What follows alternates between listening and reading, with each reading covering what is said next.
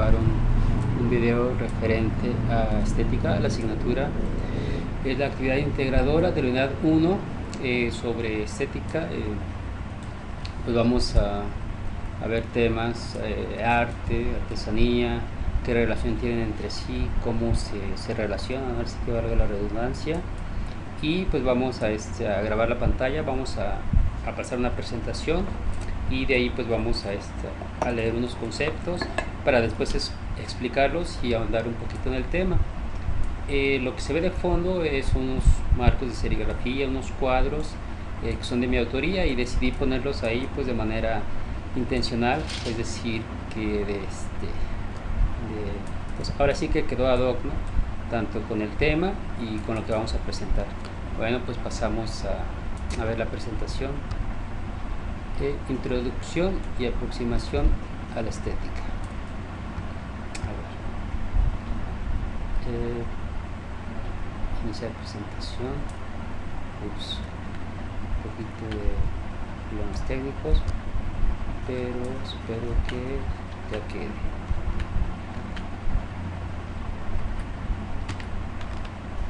Ups. Ya. La tecne.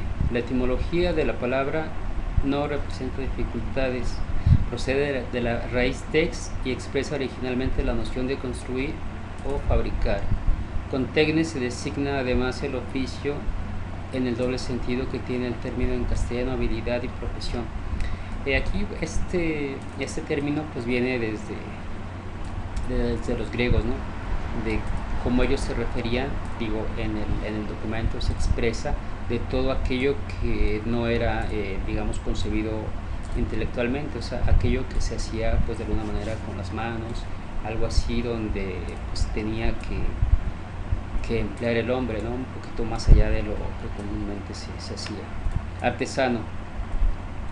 Hefesto, el ilustre artesano, fabrica calderos que andan, nos dice la cita, y creas de oro semejantes a muchachas vivas. Pues esto nos habla de, básicamente, de la fabricación, pero de alguna manera referente a la persona, ¿no? De la manufactura. Bueno, hoy día sería talento, pero de ese don o de esa destreza de la persona. Digo, aquí ya se adelantó un poquito el artesano, pero ahorita vamos a seguir estudiándolo de fondo. Artesano y autoría. Desde finales del siglo VII las estatuas comienzan a tener autor, firma. Quercifronte, que edificó el templo de Artemis en Éfeso. Anteriormente pues no había autores, se tomaba todo de alguna manera, no a granel, pero como que era un trabajo, no sé, como hoy día la comida, ¿no? Digo, cuando uno pues pide una comida, no ve escrito ahí el nombre del cocinero, entonces era algo similar. Entonces nos dice que aquí después de finales del siglo VII ya comienzan a firmarse las estatuas. Nos dice que pues eso, que había bueno, inclusive se habla de varios grandes talentos, por ejemplo de Miguel Ángel, que él tenía pues al final de cuentas a quien le ayudara a todos estos, pues ahora sí que aprendices, y al final de cuentas pues la firma que se veía plasmada pues era la del autor, por así decirlo, oficial, ¿no? Pero tenían ayudantes. Ataque a artesanos. Tanto la comedia como la oratoria presentan reiterados ataques a la pobreza y al oficio artesanal. Buena parte de los ataques a Aristófanes contra los demagogos parece basarse en el oficio que desempeñan, es decir, como usan las manos, pues ahí se habla de las artes serviles o manuales.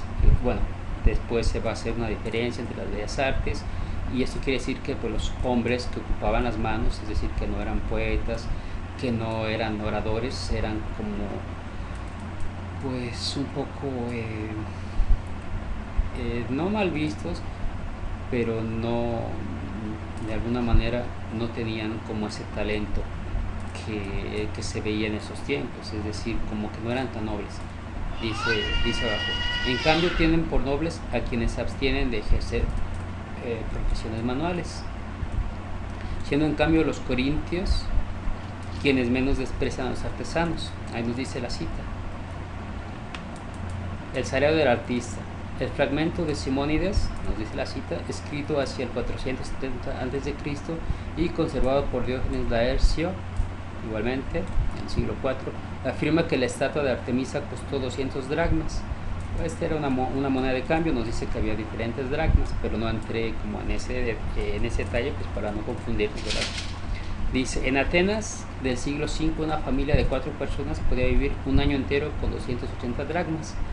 Entonces, si nos vamos pues, a la conversión pues como más, no sé, más fiel, 200 dracmas costó una estatua de Artemisa. Entonces, pues hoy día no, o mejor dicho, hoy día son más caras, ¿no? Hoy día estamos hablando de millones. Y bueno, sigamos. Productor y producto. En política, igual la cita, Aristóteles define el Banauson ergon como sigue. Por eso llamamos viles a todos ese tipo de oficios que deforman el cuerpo y las ocupaciones asalariadas, porque privan de ocio a la inteligencia y la degradan. Pues eso igual es contra los artesanos, contra aquellos que usaban las manos. Básicamente pues eran vistos como trabajadores, ¿no? Como lo que hoy se podría decir como mercenarios o como un asalariado, como ahí lo dice. Desprecio hacia los artesanos. La misma idea expresa una frase de una obra perdida de Séneca citada por Lactancio. Las imágenes de los dioses son veneradas, pero se desprecia a los artesanos, fabros, que las han hecho. El pago de los artistas. A partir de Simónides, el poeta economiástico reconoce sus obras como productos susceptibles a ser comercializados. Recordemos que ahí, bueno, hasta ese punto la poesía era, repito, era como un servicio, como un tequio que le llaman ellos, y no se retribuye. Hasta ahí comienza Simónides y otros más a sugerir, porque sugerían que se les pagara. El reconocimiento del poeta como artesano de la palabra mediante la equiparación de sus composiciones con otros productores artesanales, palabra igual objeto material. Simónides asimila la pintura y poesía como si fueran frutos de una misma operación intelectual y produjeran objetos. Entonces ya ellos de alguna manera pues estaban valorando su trabajo, ¿no? Porque obviamente como no se veía, entonces ya le estaban poniendo como algo físico, por así decirlo. Las primeras necesidades de una estética formal. Aquí ya vamos a saltar hasta el año de 1400, que va a decir en la introducción, más o menos que se busca o que se crea una necesidad estética. Vamos a ver. Los primeros auges. Bering afirma que hasta aproximadamente el año 1400 las imágenes eran veneradas, pero no admiradas estéticamente, y que entonces se hizo evidente la estética en el sentido estético del arte. Aquí se habla pues mucho de la iglesia, de todo lo sacro. Este libro es, bueno, aquí tengo todo, se llama Después del fin del arte, ¿no? Entonces nos habla de que en este tiempo bueno, se hacen las estatuas o los bustos o las esculturas para la iglesia, pero no con el fin estético, ¿no? Sino era un fin didáctico. O sea, eso venía desde una escuela donde pues tanto la oratoria y todo eso era como para transmitir un conocimiento. A partir de ese 1400 se comienza a ya ver un poquito la estética, es decir, lo propio del objeto, la función fuera de la iglesia, ¿no? Sobre la crítica estética en galerías, así le llamé yo. Dice, en esta selecta galería, bueno, esta es una galería donde está Cézanne, donde está Mondrian, Van Gogh y otro artista. Y dice, esta selecta galería de aberración pictórica, de locura de color, de indecibles fantasías producidas por gente que si no juega algún juego debería ser enviada de nuevo a la escuela. Pues aquí está hablando de un crítico sobre esos artistas que de alguna manera estaban cambiando las tendencias, ¿no? Estaban pues ahora sí que tratando de innovar, y eso, digo, tomé esa cita porque me parece adecuada. Dice, vaya a llamar la atención en este pasaje sobre ese, no tiene nada en común con la pintura, sobre el hecho de que la expresión de indignación es exactamente la misma que emiten los visitantes de la exposición de los posimpresionistas que describe Free en su ensayo. Aquí de paso hay un trozo de prosa crítica despertada por la misma exhibición que confirma lo que Free afrontó tan creativamente. Dice, nada más que la indecorosa pluralidad que gravatea indecencias en las paredes de un excusado. El dibujo está en el nivel de un niño no educado. El sentido del color de un pintor de bandejas, aquí haciendo un poco de alusión a la artesanía, que todavía no hemos entrado de fondo. Dice, el método de un escolar que frota sus dedos en una pizarra después de escupirlos. Esas son las obras del ocio y la estupidez impotente, una exhibición pornográfica, haciendo alusión a esta exposición de que hablaba. Y pues eran críticos muy férreos, ¿no? Entonces aquí pues al impresionismo decían que era algo hecho por jóvenes, por niños. Pero en 1962 Duchamp escribe a Hans Richter: cuando descubrí los ready-mades pensé en intimidar a la estética. Les arrojé, dice, hablando de las personas, a sus caras el pasabotellas y el lunario como un reto, y ahora los admiran por su belleza estética.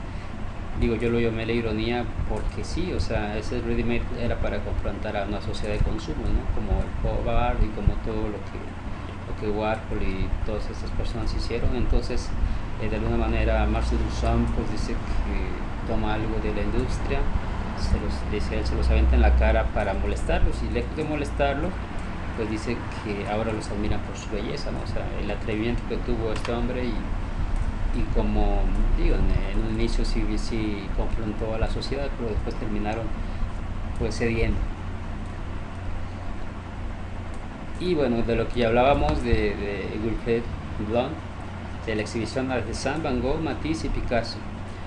Dice la exposición, una broma extremadamente mala o una estafa, porque pues obviamente eran obras muy valiosas, bueno, a como las ponían los museos. Dice, hay solo dos formas posibles de explicar esta exposición absurda. Una, que uno asuma que la mayoría de los miembros invitados de la asociación son dementes incurables, u otra, que uno trate aquí con desvergonzados, ¿no? Entonces pues era la indignación. Digo que si estos artistas pues tan reconocidos recibieron esa crítica, que se espera el arte actual, ¿no? El arte contemporáneo, digo, para los que pues tenemos ahí como una intención, pues tenemos el camino muy difícil. Sobre estética en galería sigue, es como yo decidí llamar esto. Dice, en la década de 1890 había crecido el interés por las artesanías y el mobiliario de diseño. El problema es cómo continuar el relato del desarrollo progresivo. Es que metí esta cita por lo de la artesanía. Todavía no la tocamos de fondo, pero bueno, aquí terminó la presentación. Entonces, hablando un poquito sobre la artesanía, pues bueno, ya ¿qué era esto que se hacía con las manos? Entonces, en la actividad pasada pues hacíamos referencia a eso, a que era arte y que era artesanía. Entonces, artesanía pues básicamente fue desde un inicio, se hablaba mucho de la función práctica, o sea, de que una obra de arte, es decir, un cuadro, pues no tiene otra función más que estar exhibido, cuando la artesanía tenía una función pues de servir, esa era la palabra, desde ornamento, por ejemplo, si era papel tapiz, pues era, digo, hoy día se ve, ya nosotros se usa mucho, que inclusive en las cocinas o en las recámaras se usaban moldes, se usaban de alguna manera como, el nombre. Bueno, de esa manera se podían cubrir las paredes, entonces cumplían una función que el arte simplemente era para degustación. De hecho, aquí tengo otra nota que yo decía en el foro sobre Rimbaud, que sentó la belleza en sus piernas. Dice, casi al principio de una temporada en el infierno, supuesta crónica alegórica de una tempestuosa relación de su autor con el poeta. Dice, Rimbaud escribe, una noche senté a la belleza en mis rodillas y la encontré amarga y la injurié. Y ya pues ahí habla de eso, ¿no? De que yo como lo entiendo, pues es que la belleza al final de cuentas es tan buscada como otro texto bueno, de hecho ahí dice la búsqueda de la belleza, que se pierde los artistas, nos perdemos en esa búsqueda pues sin fin de la belleza, y la estética al final de cuentas sí es eso, pero es un equilibrio. Entonces espero que se haya aclarado un poquito en esta presentación un poco larga. La verdad, cuando pues se toman o se tocan temas tan trascendentales es un poquito complicado porque también aquí hay muchos puntos de vista, entonces no se ponen de acuerdo en el canon. Y bueno, pues ya espero que les haya servido y pues estamos en contacto, nos vemos posteriormente. Adiós, gracias.